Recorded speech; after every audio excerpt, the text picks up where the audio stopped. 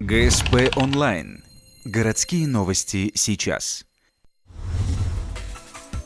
Понедельник, 14:10. Городадминистрация. Комиссия по размещению нестационарных торговых объектов.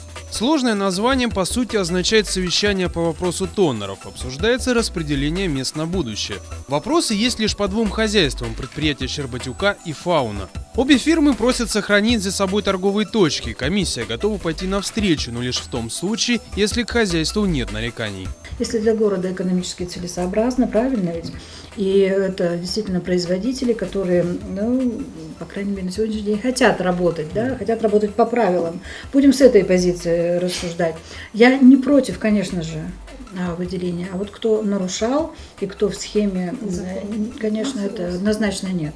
Среди нарушителей есть хозяйство «Фауна». По информации комиссии, тоннер этой компании около дома номер 48 по проспекту Ленина установлен незаконно. Кроме того, ко всем городским передвижным торговым точкам есть вопросы эстетического характера. Правда, решить их полностью за свой счет для коммерсантов может быть слишком дорого. Очень большой вопрос стоит по архитектурному внешнему виду. Да?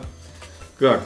Если из реалий жизненных, то есть давайте с вами представим на секундочку, то есть им надо отказаться от этого тоннера, да? Им надо изготовить какое-то передвижное средство с символикой республики, поставить его на учет, как транспортное средство в ГАИ. У нас их всего 4 производителя на весь наш город.